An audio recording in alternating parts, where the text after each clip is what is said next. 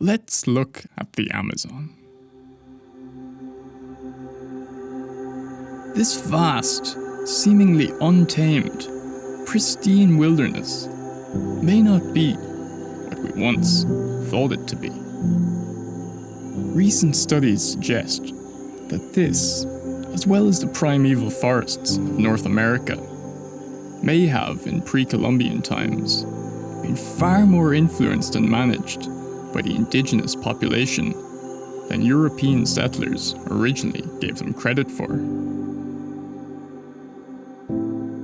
Coming from the perspective of permaculture, it is hard not to imagine that for 11,000 years that we know people existed in this landscape, that they were not merely hunters and gatherers, but were in fact gardeners, natural farmers, and master herbalists, shaping and manipulating their surroundings to their needs.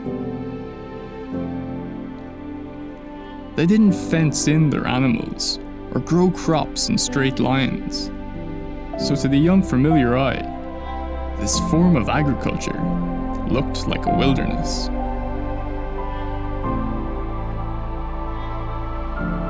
At this time, the principles of permaculture, though unnamed, were practiced intuitively. But as societies shifted, this ancient wisdom began to fade into obscurity.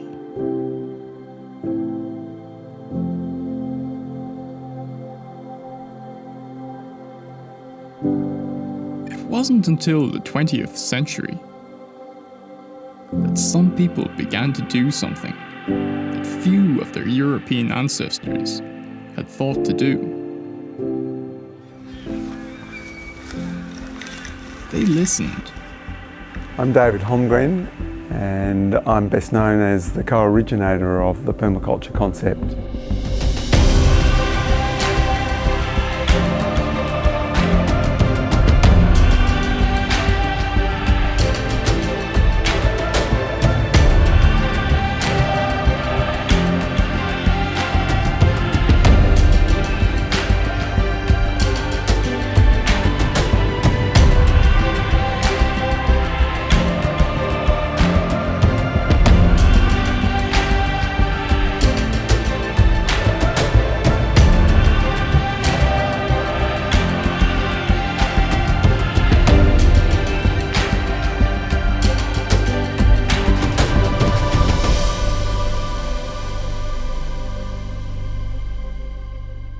I met Bill Mollison through a chance event that he was participating at. And that was late 74, where the seed of the idea for the permaculture concept emerged. And then our relationship was that of mentor to student, but never a formal relationship. And we worked together and I crafted this manuscript. It was Bill in that phase who encouraged me to hand the manuscript back to him, and he was ready to take these ideas to a larger stage. And in 76, we published a joint article and did some interviews, and then we had this huge interest from publishers wanting to publish the manuscript that became Permaculture 1.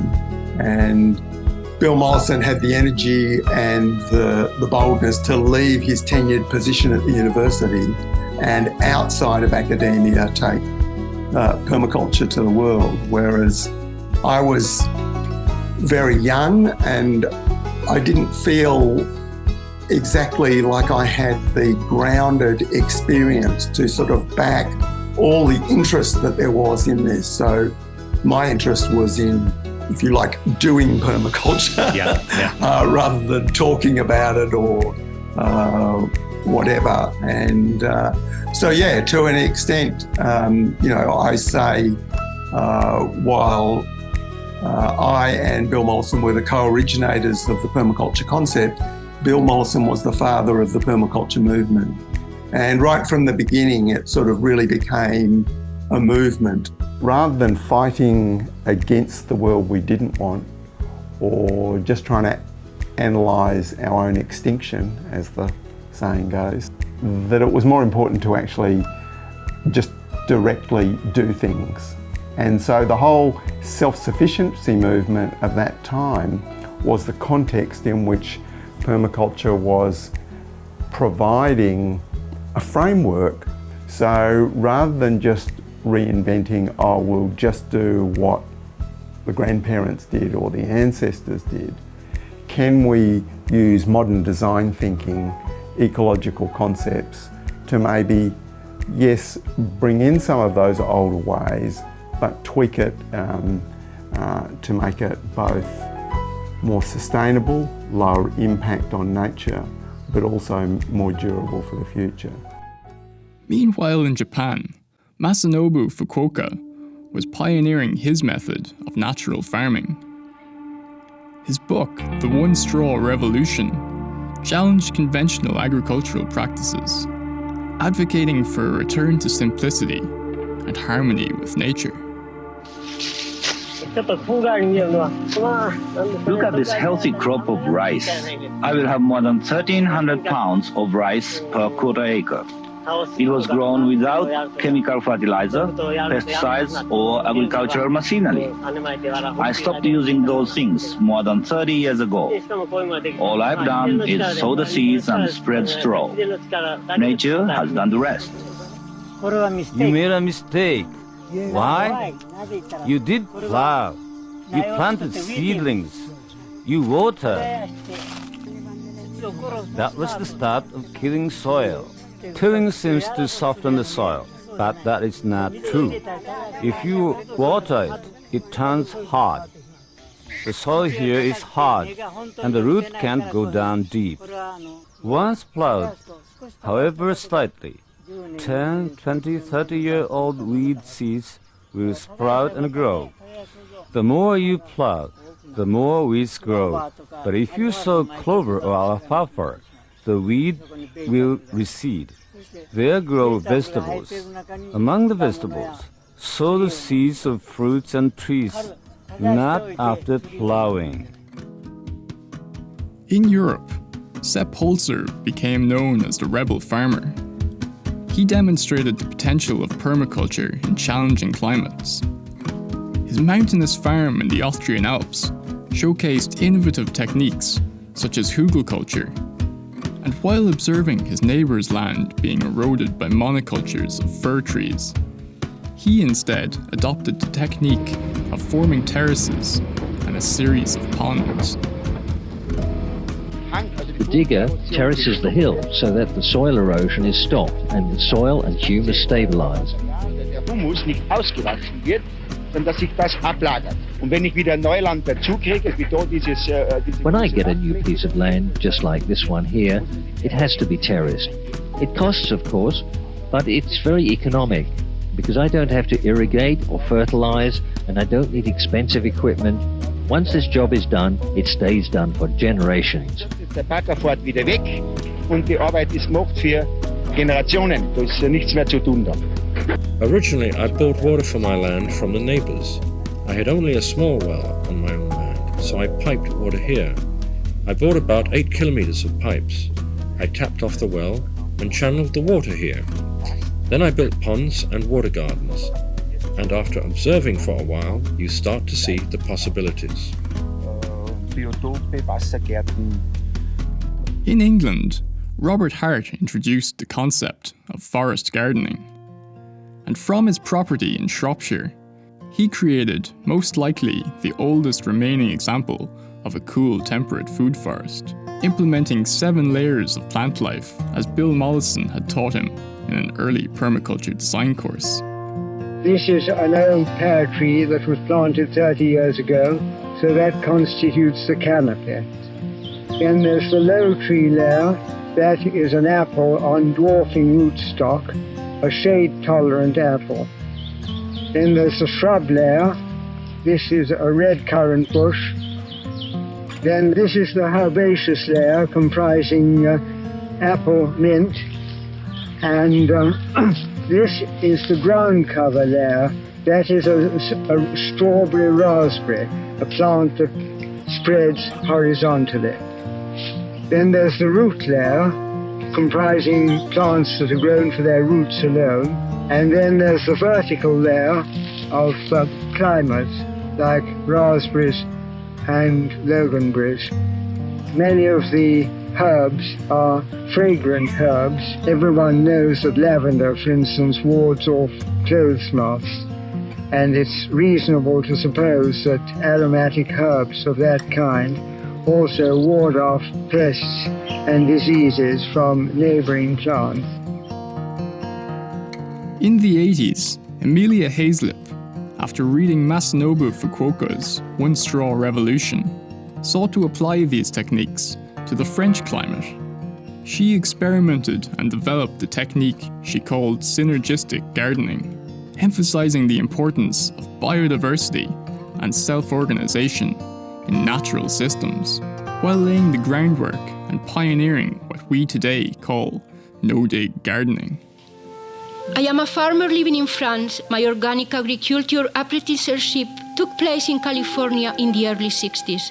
The plowing, the tilling of the soil that I was supposed to do kept reminding me of the burnt, suffering earth of the Castilian wheat fields in Spain. I became interested in the work of Fukuoka in 1978 when I read his book. His work was living proof of the validity of my intuition that tilling the soil was not necessary. But the results that I had by imitating him were so disappointing that very quickly I realized the need to modify and to adapt his system to other cultural and climatic conditions. The garden that you see here has been done following the same principles that Fukuoka proposes, so as to have high-quality yields while maintaining permanently the soil fertility of a wild soil. This agronomical system uses the dynamics of the synergistic law.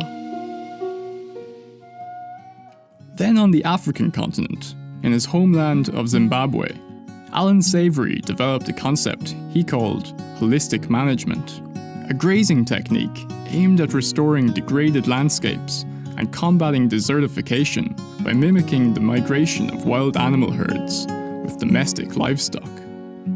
This went on to inspire the likes of Joel Salatin and Gabe Brown, forming the basis of mob grazing and regenerative agriculture. Desertification is just a fancy word for land drying up and turning to desert ultimately, and this is a good spot to illustrate it. It happens because of our practices that make the rainfall that we receive less effective. And you see it here where soil is exposed.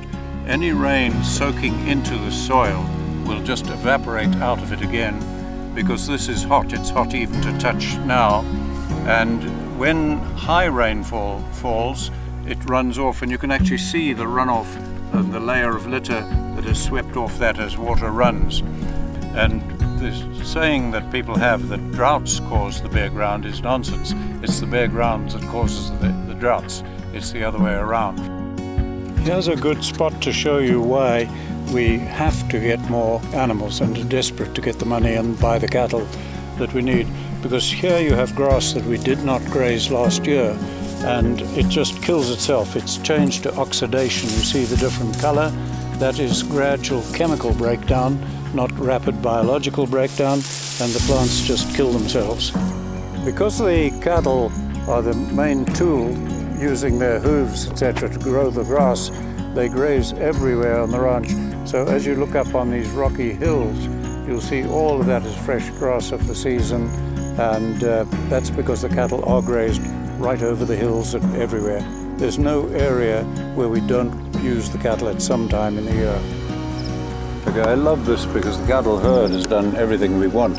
They've flattened grass, laid litter, scalloped the soil so that the water, carbon, everything is getting into the soil now. This will rebound immediately. We've used nothing but solar energy, and we can do this day after day after day on different parts of the land, creating the wildlife habitat we need and healing the land. In India, Vandana Shiva began to stand up to large corporations who were patenting genetically modified seeds. She has been a powerhouse champion for farmers in India and across the world, demonstrating the importance of seed saving and self-reliance. The patent is a very sweeping patent. It's a plant patent, which the European Patent Office should never have given. It's a patent using Indian wheat varieties and putting their traits into varieties over which now Monsanto claims of invention. And it's got claims in that patent about products made from these wheat varieties. So it's all the way from the seed to the kitchen. And I want to just share with you the very good news that we have just won the third fight against the pirates who take our seeds, our knowledge, and claim it to be their invention. Basmati was stolen, we reclaimed it. Our neem was stolen, we reclaimed it. And now, just on 26th of September, the European Patent Office revoked the wheat patent number EP0445929, which was a patent held by Monsanto based on stealing an ancient Indian wheat variety with low gluten and low elasticity. Every speaker this evening has talked about a world without GMOs, a world without seed patenting and life patenting. That is the world we are here to create, and I am absolutely confident we will. Seed by seed, plant by plant, peasant by peasant, community by community, country by country, we will liberate the earth, we will reclaim our food freedom. Thank you. All the while in the US, Dr. Elaine Ingam undertook groundbreaking research in soil microbiology, demonstrating the importance of nurturing soil biodiversity and showing how healthy soils are the foundation of sustainable agriculture. She fostered the idea of a soil food web and created a school to train lab techs across the world to help farmers improve the biology in their soil. What we try to present to people is that, why would Mother Nature be responsible for sending you a disease? She's making it more difficult for you. Why would she be doing that? Because you're doing it wrong. And she's trying to send a message that is basically, wake up, fellas.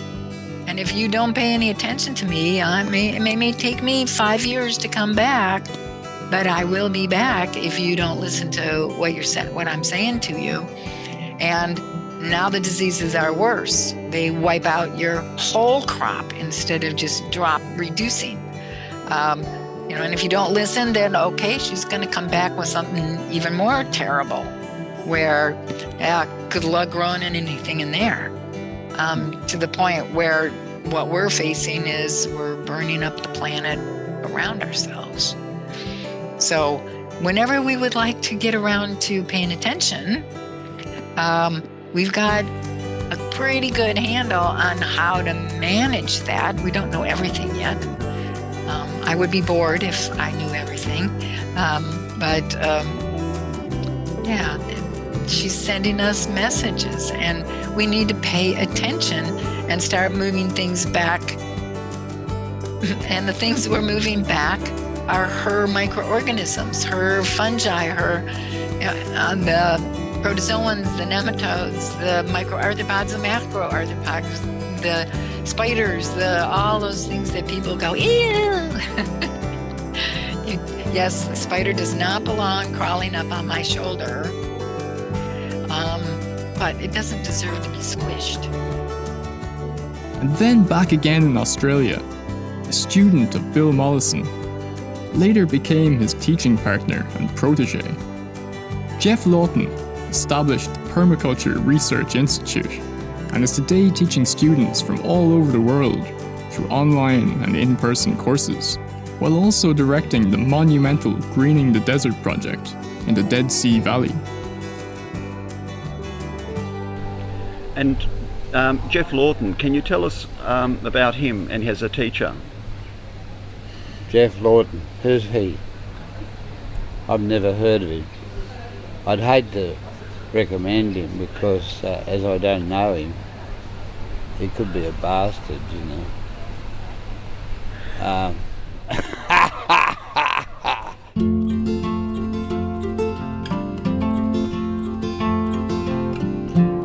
Well, evolutionary processes are quite scary because we're going into the unknown, and so you're kind of edgy. You're out there on the pointy end of things, not the blunt end of things, and you're sort of pushing the edge. You're on the front line.